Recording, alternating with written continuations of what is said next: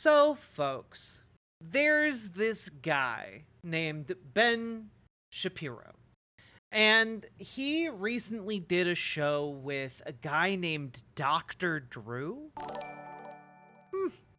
Weird. Charlotte Nova, thank you for gifting a sub to Red One Monster. I really appreciate it. But, this Ben Shapiro guy really wanted to talk about how the conservatives can really address a underlying problem with their current movement. And that underlying problem is the fact that, well, Republicans have decided to stop believing in science. And by extension, medicine. And those are both things you need to exist in a modern society. And I think Ben Shapiro here is trying to thread a needle to try and figure out how he can bring his supporters and the people watching kind of back into more of a normal orbit around reality. You know, not quite in reality itself, but at least orbiting, rather than just spiraling out into nonsense. And that's because fundamentally, conservatives keep rejecting, like, life-saving interventions, like vaccines, and it's actually killing a lot of Republicans. You know, over a million people died from COVID. And I know people get tired of hearing this, but that fundamentally, when you look at it cynically as someone who, I don't know, looks at like election maps, the vast majority of those people, something like 70 to 80%, were Republicans. And that sudden loss of life so heavily weighted towards the Republican end of the spectrum, like, actually has the possibility of throwing this election. And not just this election, but every subsequent election. It might literally be the thing that tips the scales in the coming election in like 2 weeks, determining who is in control of the government at the congressional level or even the presidential level. Like, that shift of hundreds of thousands of people, primarily the elderly, who tend to vote conservative, well, that really changes the game. You know, it's part of the death cult mentality of the Republican moment that we are in. And I think, and I haven't pre-watched this, but the title of this video is Reestablishing Credibility Within the American Medical Industry. And I'm wondering, because this video goes one of two ways. It goes either they need to bring the conservative audience back into alignment with the medical industry, or it is essentially like, how do we break the medical industry so it is no longer, you know, reliable for people who need life-saving care, which, you know, both of those, not great. One is kind of a last desperate attempt to bring Republicans back to reality. The other is more just embracing the death cult, and I'm kind of wondering which it's gonna be. Let's find out. Ben Shapiro's wife is a doctor. That is true. You know, I don't know if you knew this, but, you know, Ben Shapiro knows a thing or two about the female anatomy. Wet-ass P-word. P-word is female genitalia. One of the things that was very hard during that period is if you were a person who was data-driven, it sort of broke down into three groups, as you mentioned. There were people who were immediately skeptical. There were people who were immediately buying in. And then there was, you know, a group of people in the middle. I sort of counted myself in that group, people who are trying to follow the data. Yeah. The problem is that when the data is bad and when the data is skewed, it makes it almost impossible to follow the data. But for the physicians in that group, if they spoke up or raised their hands, and this is something I did not know until the COVID outbreak, 70% of physicians are employees. I didn't know that. If they raised their hand, they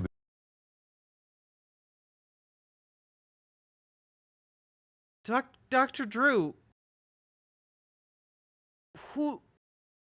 how did you not know that? How did you not? You're a doctor. You went through medical school. How do you not know that most doctors are employed? Did he think that doctors in hospitals were running individual practices? lose their job. And they were afraid. There was fear, fear, fear. Fear was rampant in my profession. And so people just shut the hell up. And you had hospital administrators dictating how doctors treated patients and telling patients to go home, come back when your O2 sat is 60%. This was astonishing to me.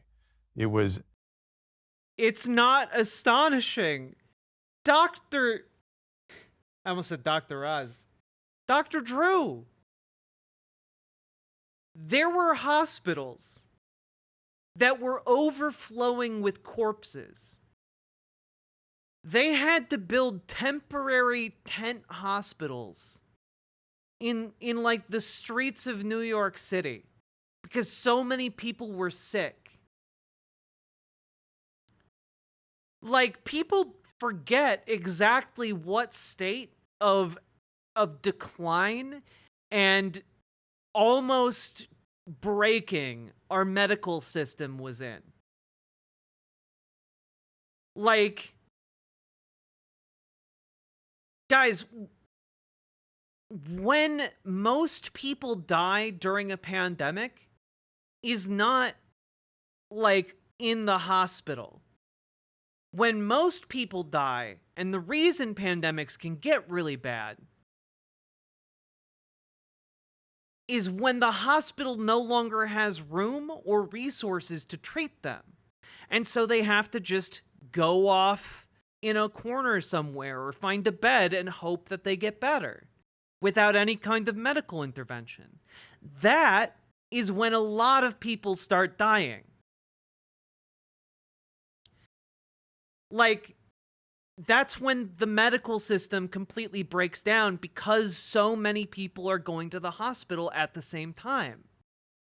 And there's a way around that, primarily reducing the number of people who show up at the hospital and also taking preventative steps like social distancing, like masking, things like that generally speaking, folks like Ben Shapiro and Dr. Drew oppose.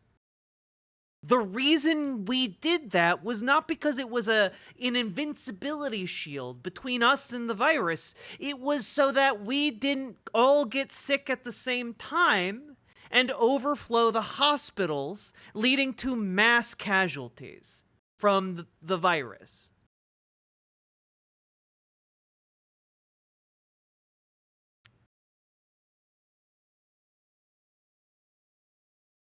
It's really, really not that hard to understand why these measures were put in place.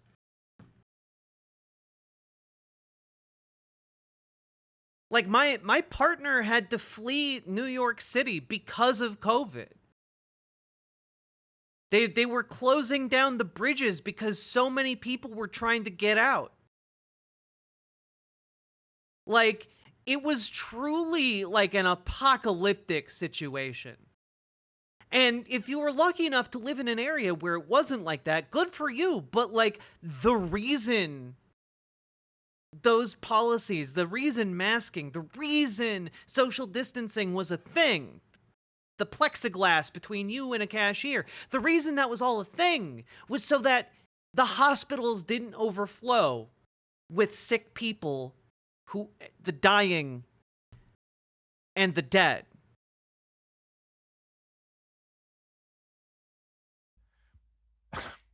I kind of actually get nauseated when I think about it. It's just, yeah, that you get nauseated, but you know what? That's what happens in a crisis situation, Dr. Drew. if you don't have the luxury of a fully staffed hospital. Such a transgression of your oath. And the immediate next thought I have, by the way, is a friend of mine, Aaron. Now, it's not a transgression of your oath. You, at that point, you're doing triage. You're sending people back home because you need to focus on the people who are in the process of dying without medical intervention. And you need to limit how many people are, there that aren't at that point yet.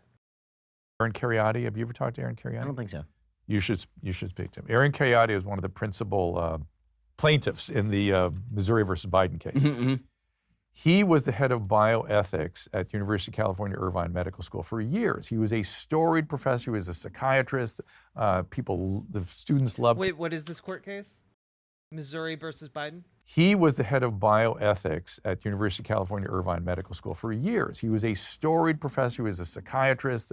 The students loved him. He was the chairman of their bioethics department for years, lecturing students on bioethics. And one of his contentions was, when it really comes along to take a bioethical stand, it's probably going to be hard. And that's when you have to really walk the walk. So the mandates came along, and he looked at the data and said, I don't think you have criteria for a mandate here. And I've warned you forever that I'm going to have to do the hard thing when the tough time comes. I have to raise my hand now and say, you don't have proper justification for a mandate, and I have a bioethical problem with what you're doing here at this school. Immediately put on leave and then fired. I mean, it was... Well, I mean, basically, the reason you get fired and put on leave there is because you're basically rejecting the underlying premise of like an airborne pathogen and contagion, like spreading via the air. Like that's you're trying to say, oh, it's not deadly enough to warrant the mandate. Over 1 million people died. Not deadly enough. Are you kidding me? You don't have enough data to back this up. Are you kidding me? Incredible to watch. And I think even today, it's hard to tell what interventions were supposedly good, what interventions were... I mean, there are certain things we hear at this company. We actually sued OSHA to prevent a national vax mandate that the Biden administration was attempting to push. It went all the way to the Supreme Court. We stopped that from happening. We internally at the company, we never had a mask mandate. We never had a vax mandate. We opposed all of that. On a personal level, I will say that I think early on in the pandemic, I bought what was being sold with regard to the vaccines, particularly. Right? I had said that. Yeah. What was being sold? They always dance around this particular point. What was being sold was that if you get vaccinated, you will not get deadly ill. Okay? You greatly reduce your risk of getting deathly ill, and you greatly reduce your risk of, getting sick in the first place because you're vaccinated. Now, is that a guarantee that you will never get sick? No, because viruses mutate really fast, which is why you have to get periodic flu shots. Okay, but that's just the science of vaccines. And what we're seeing here is just more vaccine denialism, honestly. And Ben Shapiro is just trying to sane wash that particular insanity. I was certainly sympathetic. I mean, they were out there publicly saying that it was 99% effective in preventing transmission. Not that it was preventing death, that it was preventing transmission, which of course would make... It does help prevent transmission. It does help prevent transmission. If you're not sick, you're not transmitting it. If you aren't infected with it, you aren't transmitting it. Also, if you have less severe symptoms, you are less likely to transmit that virus.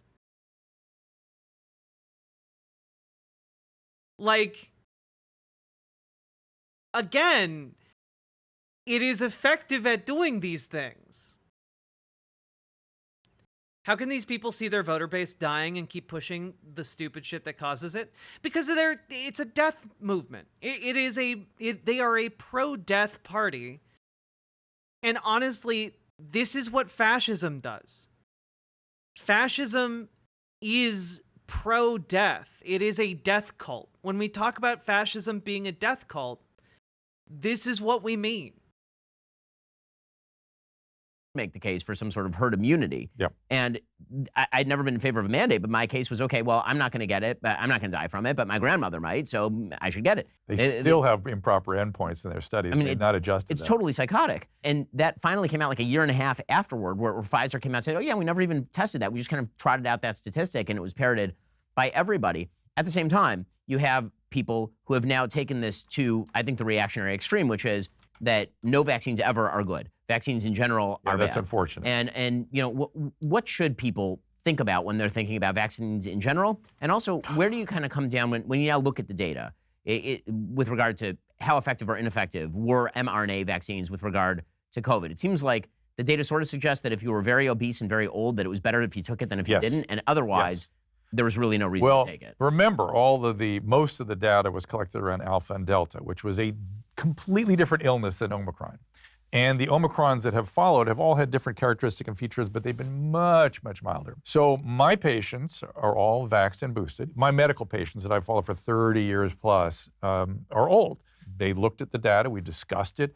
I actually didn't have the data to give them a proper risk-reward analysis. I really didn't have it. I didn't realize I didn't have it, but I didn't. But I probably made the right call in getting them all vaxxed and then boosted. But as it went along, I was like, I don't know what we're doing. We're no longer vaccinating against the current variant. We're vaccinating against the variant from 6 or 12 months ago. The illness is so mild. We have Paxlovid. Paxlovid works like crazy in elderly patients. What are we doing? I don't know. If you'd like to take it, please do. But I don't know what we're doing. I can't give you a risk analysis. Yeah, but this is the crazy thing. We have millions of people who've taken this vaccine. It's way better to be vaccinated because then if you get COVID, it's less severe. We have millions of people. I think that the last number I saw was 17 million people in the United States had long COVID, meaning COVID that has persisted or symptoms that have persisted. We have evidence that COVID causes, in many cases, in some cases, like internal damage to organs or even damage to the brain. Like, it is a nasty virus. And anything you can do to mitigate that virus's effects on your body is absolutely good. So please get vaccinated. Don't listen to these people because they're basically giving you horrific medical advice. Go get vaccinated. Okay? And yeah, we have people in chat. I'm still losing hair from COVID. Yeah, like there's so many elements of this that are awful. One of my partners has severe chronic fatigue syndrome from long COVID. They used to go on hikes way more than I could keep up with, and now they can barely get through a work week. Yeah, it's horrific.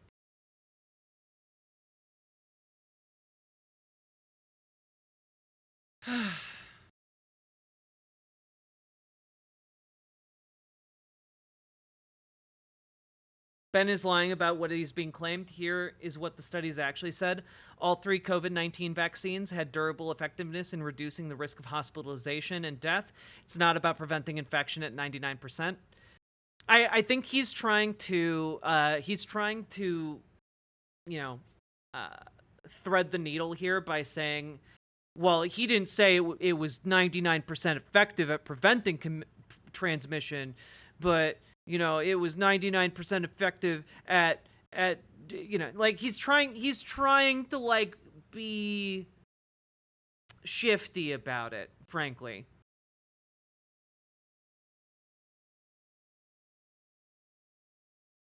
My toxic mom had heart problems due to COVID. Yeah, I mean, like most people I know, thankfully, who got it have been fine. But like it is really wild. I got it once 2 years ago, and I've had headaches ever since. Some light brain damage, too. And you know that due to an MRI? Yeah, like, it really is...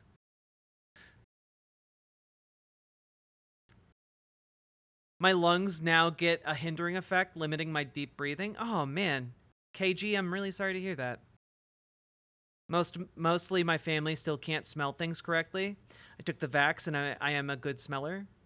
Yeah, you know, I do like being able to smell the roses. Then get the vaccine, dumbass.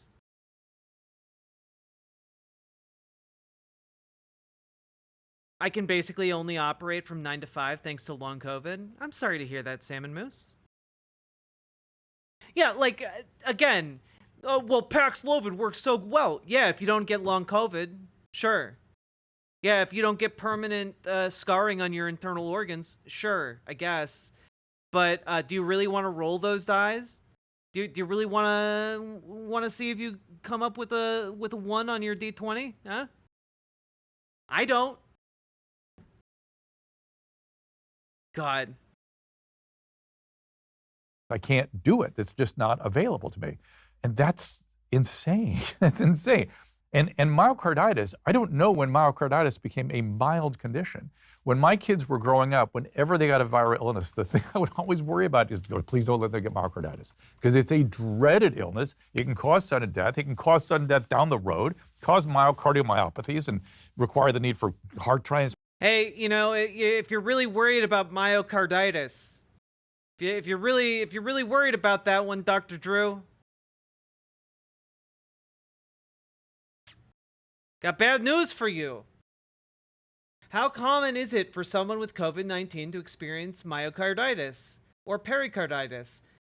The likelihood of developing myocarditis or pericarditis in patients with COVID-19 is very low. It's estimated that about 150 out of every 100,000 people who develop infection will develop myocarditis or pericarditis. People who develop COVID-19 have an up to 35 times higher risk of developing myocarditis or pericarditis than people without infection. So I don't know, is it better to get the vaccine that will help your body not get infected again? Or just roll that dice?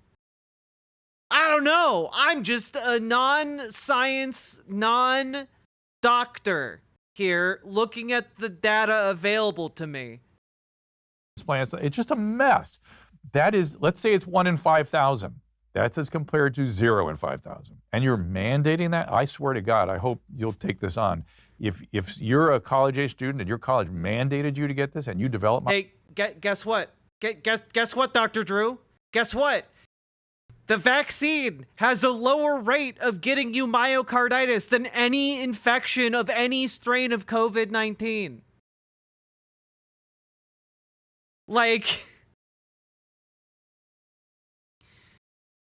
if he's concerned about 1 out of every 5,000 people getting myocarditis, then maybe he should be pretty concerned about, 1.5 out of every 1,000 people getting myocarditis, Just a thought. Just a little thought there.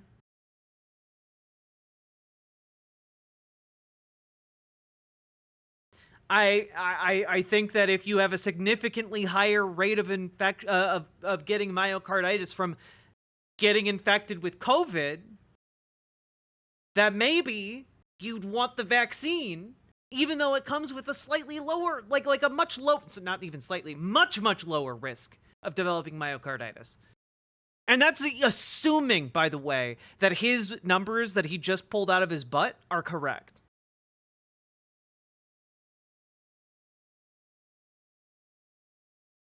Literally, we have people in chat right now whose parents developed myocarditis after getting COVID-19. This guy is literally trying to get you ill. Myocarditis, you should sue the hell out of Oh, for sure. That is Absolutely. That is an insane thing. Absolutely. And it not only did it not protect you, it didn't protect anybody, and it only put you at risk. What are we doing? I mean, the FDA was pushing on kids. I mean, I got vaxxed when it first came out, but certainly my kids are not vaccinated. And listen, I've been looking forward. Ben Shapiro and Dr. Drew are the reason why, diseases we thought eradicated in the United States are making a comeback right now. Okay, they're the types of people who are like, yeah, throw a chicken pox party. Deliberately get your kid infected with chicken pox. Deliberately get, yeah, sure, we have vaccines now, but like, get your kid infected with it anyway. You know, let's get them measles and the mumps. You know what? Get your kid infected with polio. It'll build character. Or to the mRNA platforms for cancer. Yeah. And again, different risk profiles. Somebody's going to die of a cancer, and you want to take a lot of risk, for sure. Take tons of risk in terms of what you're doing to help fight that cancer. But a 25-year-old healthy person, you're going to take a platform that is not, maybe had some problems for that age group. There are 2 other vaccines available. You know, there's the Novavax and Covaxin. You want to push vaccines. Why don't you push those 2? Why aren't we pushing those 2? We are. People got any vaccine they could get, Dr. Drew. You can get any of them. None of them have significant downsides. The idea that there are significant downsides for mRNA vaccines is ridiculous hogwash that has no scientific backing. I can't understand it. Why only the only mRNA platform? There are 2 excellent vaccines available. Push those if you got to have a vaccine. You know what is a bad thing? If you're not taking care of your health.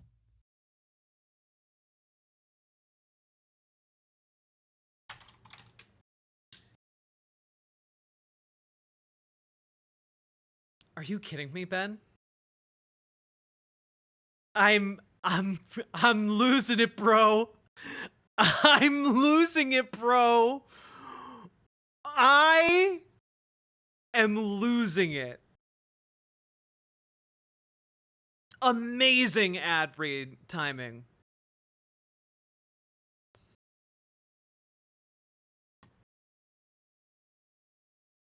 Pushing a better health ad right after telling people to not get vaccinated if they're healthy. Insanity, dog. You like that transition? I know you did. So None of us did, you absolute sleazy scumbag. here's the deal. Your body needs more than just kale smoothies to operate at its best, and that's why I want to tell you about Momentous. I'm not a fads or gimmick. Oh my god, is he doing his own Brain Force Plus? Guy, I believe in hard work and results, which is exactly what Momentous Creatine, Omega-3, and Protein deliver. These 3 supplements deliver nearly every aspect of foundational health, from aiding cognitive function to reducing muscle and joint inflammation. My good friend and colleague Christine is a triathlete and a mom to a toddler, which is a lot, and she's been taking these supplements daily, which means she's not only crushing it on her Peloton every morning, she's also dominating at work. It's like a secret weapon for high performers who want to outwork the competition.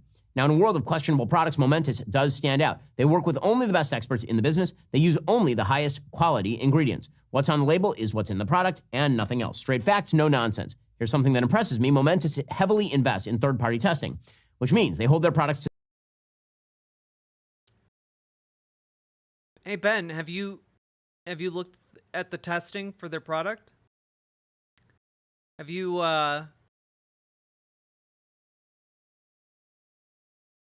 you know, I just have to wonder, are you as rigorous with your testing on, you know, these non-FDA approved supplements that you're selling as you are with,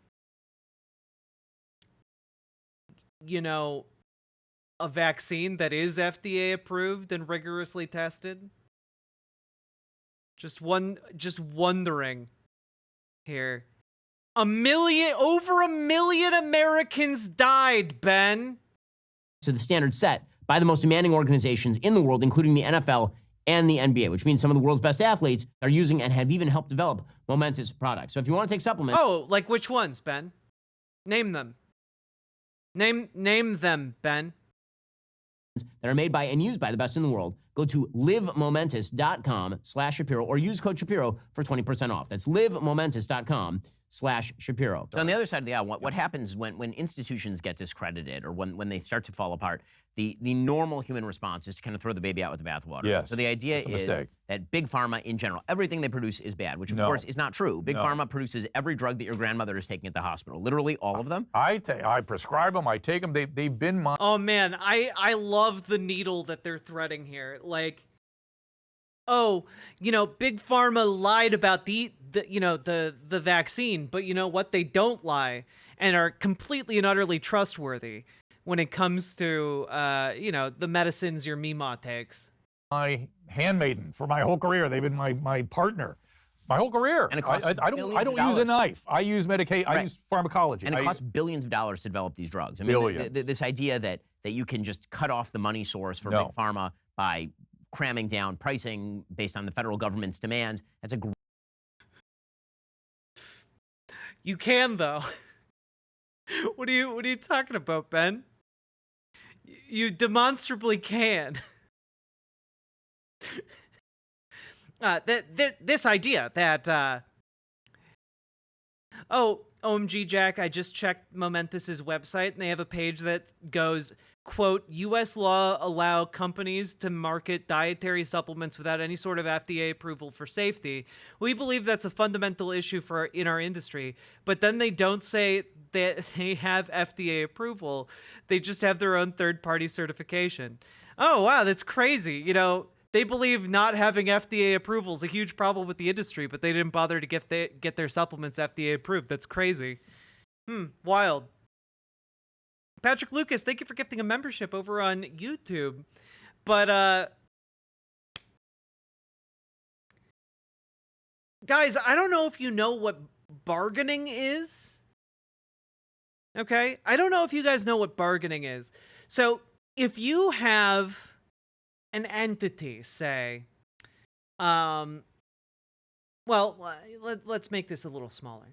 Like, if you have a bunch of tenants in the building, okay? You just have a building on a desert island, all right? And, you have a landlord that all of the tenants of this building pay rent to. But then, all of the tenants unionize. And they have a leader. Well, then, that leader can say to the landlord, actually, we are not going to pay you the rent that you have been charging us. That has been excessive and beyond our ability to actually pay and live. So, we only have so many coconuts. So, we are actually going to only pay you this much smaller amount of coconuts that we have determined would allow you to keep this coconut apartment building running. Okay? And, well, then the landlord doesn't really have any choice but to pay that. And in this scenario, the U.S. government is basically the in-between, the happy medium that communicates with the pharmaceutical companies that actually we all got together and said, we're not going to pay your ridiculous prices and we are going to pay you exactly this much that will allow you to make somewhat of a profit, but significantly less than the profit you are making right now. We only have so many coconuts for you. So that's basically how this works. You get to collectively bargain via the US government when they bring down pricing because they have a huge pool of buyers in the form of Medicare. And actually, if we get something like Medicare for all, then we have even more bargaining power to negotiate all drug prices down in a very similar way. So it's not necessarily that you have to pass a law that says we will only pay X amount for X drug. No, you can just collectively bargain all of those drug prices down to bare minimum. And that would actually be very good because there's no reason your family should be going into the poorhouse to keep, your dad alive. There's no reason that your mom should be struggling to get a hold of diabetes medication. There's no reason for that. The only reason for it right now, as it's currently formulated, for any of that to actually happen, is because drug companies want to make gigantic amounts of money and pay their CEOs handsomely. That's it. That is literally it. And taxpayers pay for the development of those drugs. Oftentimes, yes, taxpayers subsidize the development of those drugs. Exactly. And often, by the way, and you guys might not know this, but the pharmaceutical industry will create a drug. I think notably there was an there was a vaccine created for Lyme disease. And that never made it to market because it wouldn't be profitable. So there are a lot of useful, helpful drugs that we could actually, take out of storage, essentially, and make more widely available due to collective bargaining via Medicare for All, or even Medicare.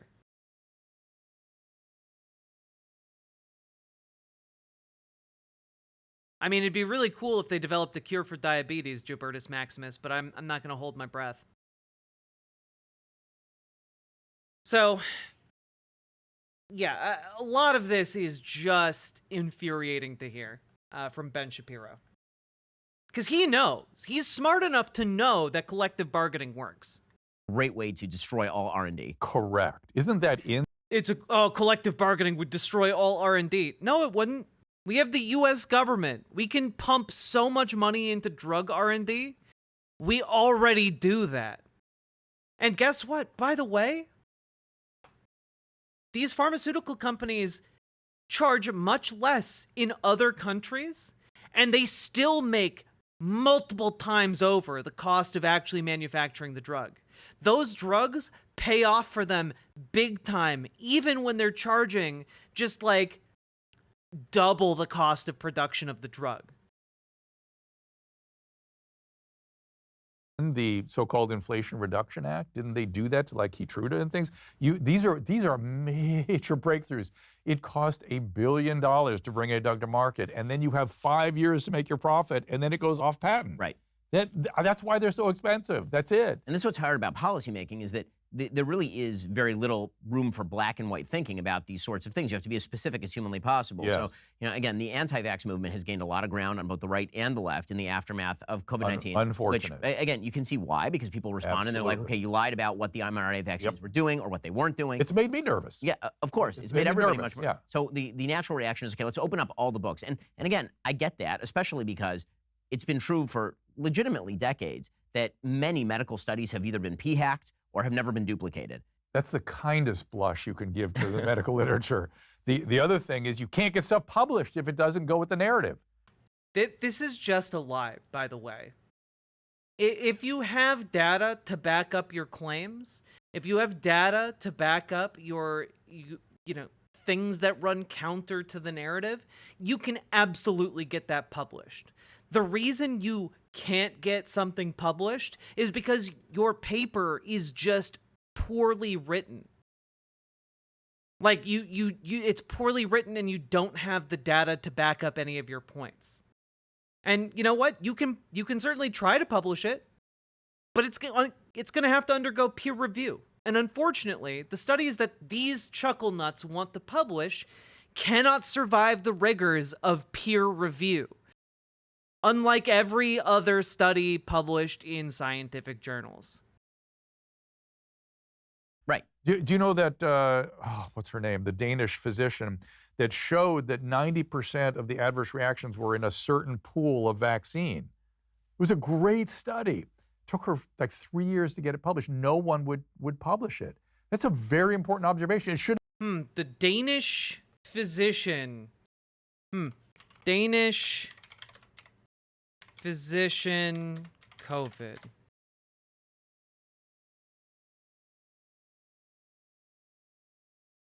Let's see. 90%. Do.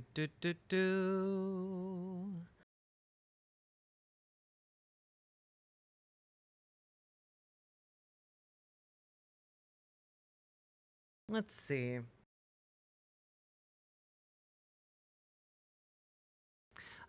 Here we go. I believe it's from this.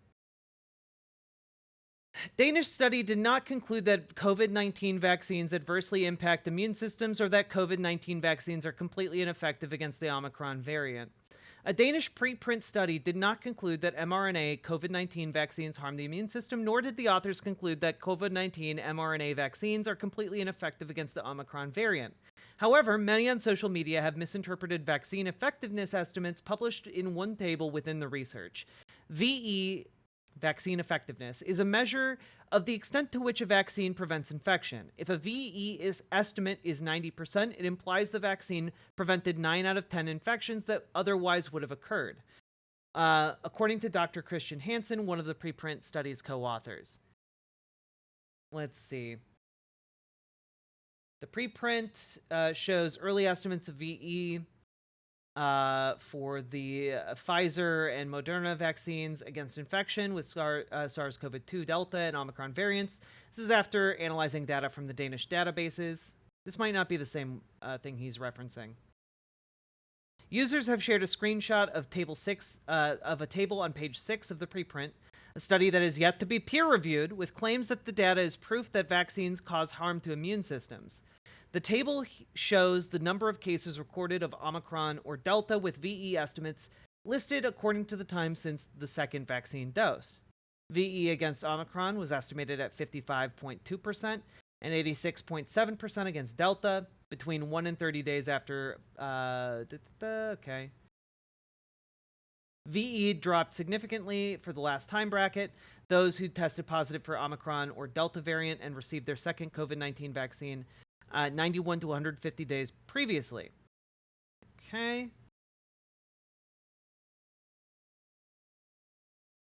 Users online claim that the table on page 6, particularly negative VE estimates against Omicron 91 to 150 days following second mRNA dose, was proof that the vaccines were harming immune systems, with other claims that unvaccinated people were less likely to get infected with the virus. One user on Twitter said on Twitter, observational study from Denmark indicates that mRNA vaccines protect for a few weeks only, then significantly augment Omicron infectivity. If the immune system actually harmed, creating shot repetition dependency with unknown long-term safety?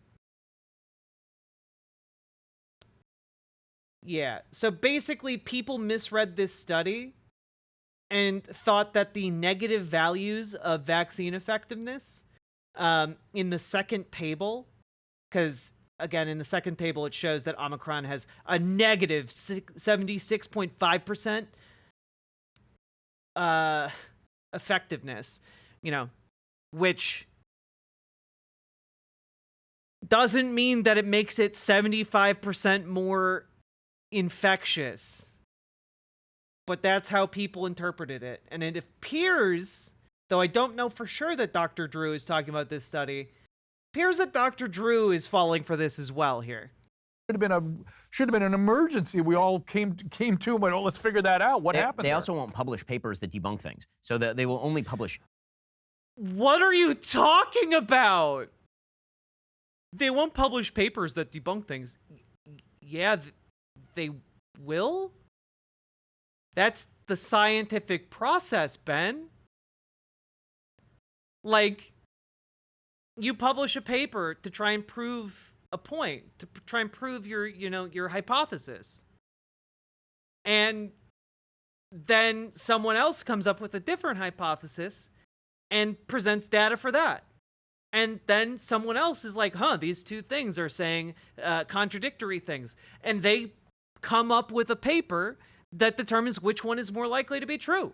Like, then all of that got peer reviewed by other experts in their fields.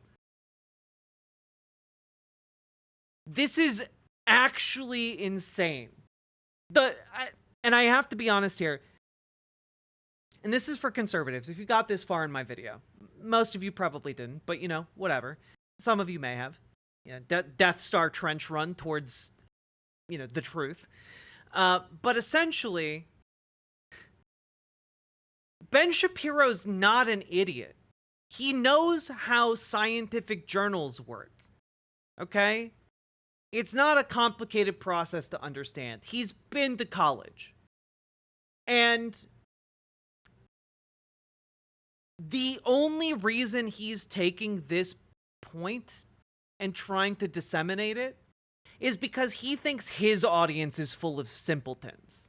He thinks you are stupid and will simply believe him when he says, oh yeah, nobody in scientific literature tries to disprove anybody. Disproving things in the scientific world can make you a superstar. It's what is like the entire basis of science. It's actually really exciting when scientists disprove something, because that means there's an entire avenue of science that may be underexplored, that may have all kinds of possibilities. The scientific process is specifically built to disprove things.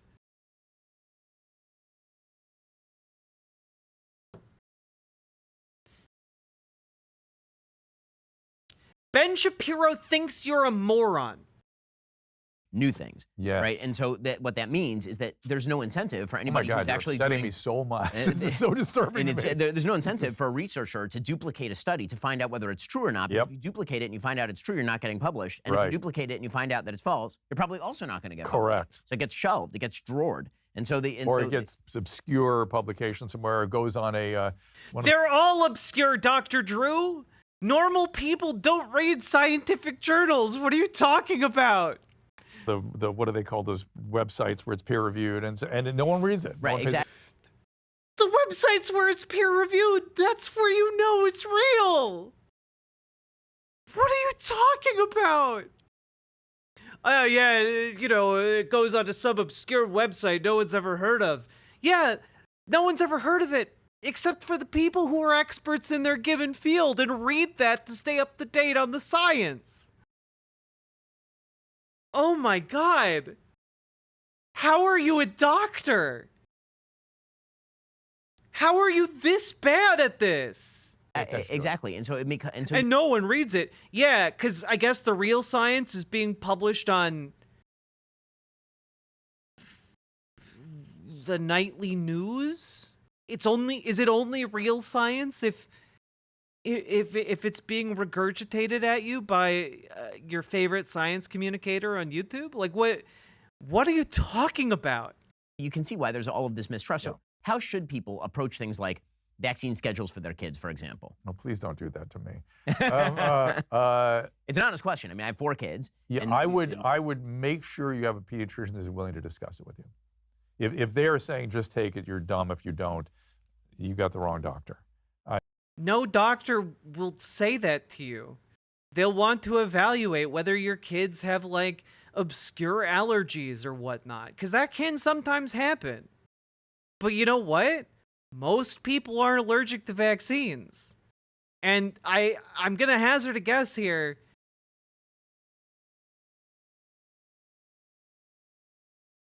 You're probably gonna know what your kid's allergic to. I understand it takes time. I understand pediatricians have no time. I get it. It's impossible. It's impossible to be a doctor. It's impossible. It's particularly a general pediatrician, general medicine, family practice. I'm sure your wife tells you to actually pay your employees, and it's just impossible. Yeah. Doctors are super cautious because, you know, malpractice lawsuits destroy them.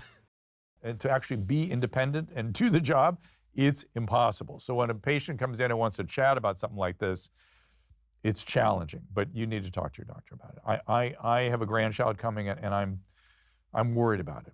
I'm worried about it because I've seen measles. I've seen how horrible it is, and most people haven't seen that, and they think they're never going to see that.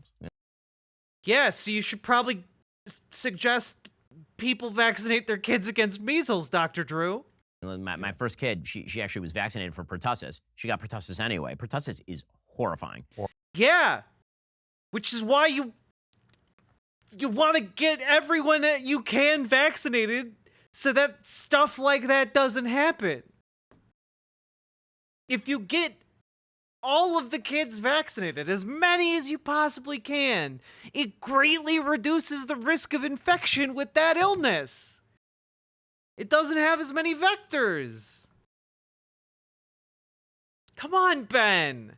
When you watch your kid turning blue, it is not a fun phenomenon, as it Right, turns and out. I am from the school. You got to remember, I was from the school that vaccine therapies were one of the top 3 advancements in the history of medicine. The only thing that really made a difference in medicine was vaccine therapy, sanitation. I forget even now what the third one was. Germ theory. Maybe antibiosis Penicillin. or something. Yeah, Antibiotic. and even that's got some problems. And now I'm like Joe Rogan. I'm like, I don't know. Maybe the world is flat. I don't know.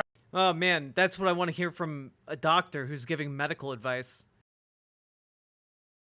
What a great position for a medical science communicator to take.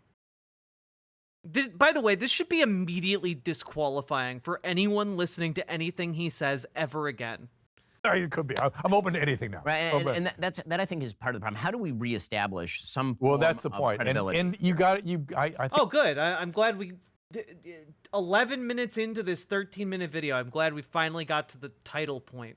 RFK Jr. has the idea, which is RFK Jr. has the idea. The guy who thinks Jews made COVID-19. Are you kidding me? He's literally on not on camera, but like caught on audio talking about how he believes that. Going into this, guys, I didn't think it would take us this long to get through this. But I feel like this is Pandora's box. We've opened it and unleashed untold horrors onto ourselves. you have to untangle the incentives and the cozy relationship with the regulators, and you have to really do the right research and do it properly and do it well. Yeah, just in case you missed it here, just listen to what he just said. Yeah, which is you have to untangle the incentives and the cozy relationship with the regulators, and you have to disentangle the incentives and the cozy relationship with the regulators. The cozy relationship with the regulators. I mean, maybe I'm being uncharitable, but at this point, I don't really care. To me, it kind of sounds like he's saying you shouldn't regulate. You know, like, that's kind of the vibe I'm getting here. Because, you know, if the regulators are willing to just put out all of these vaccines, I mean, they could be willing to put out anything. Like, that's essentially the point I feel like he's making. And maybe that's a bit uncharitable on my part. Is Dr. Drew a libertarian? I mean, if so, that would be in keeping with, you know, libertarian ideology.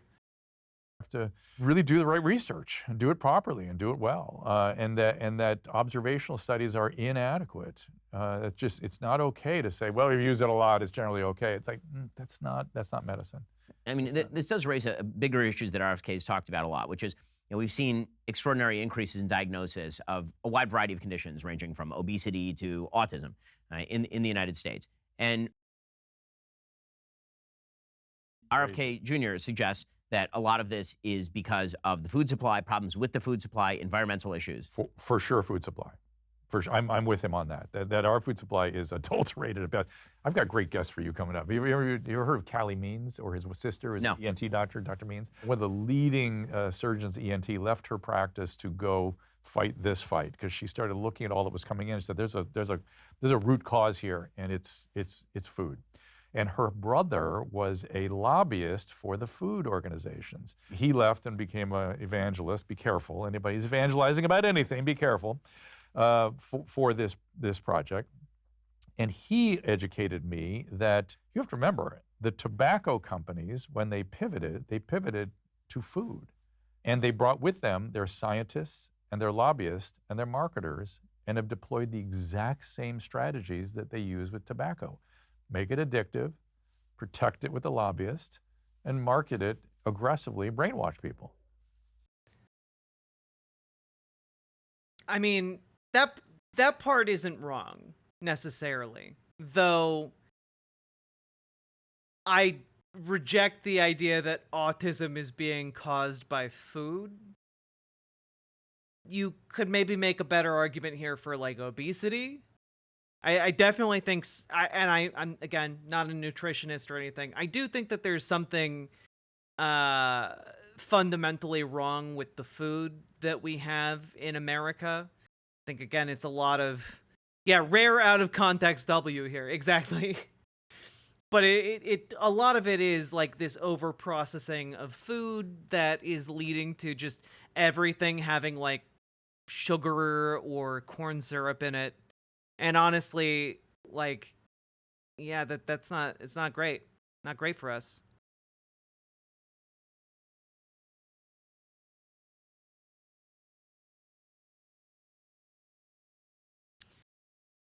But like, you don't need to, like, I feel like that's a fairly obvious modern reason for what we're dealing with when it comes to like obesity.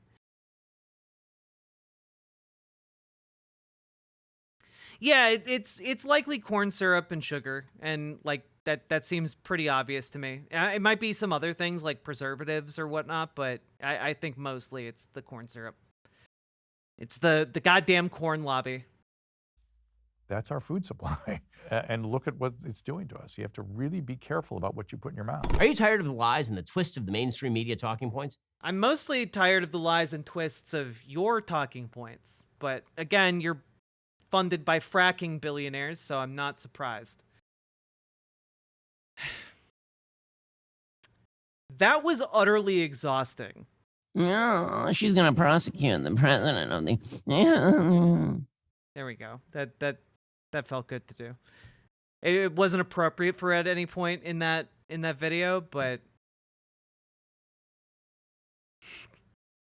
all right.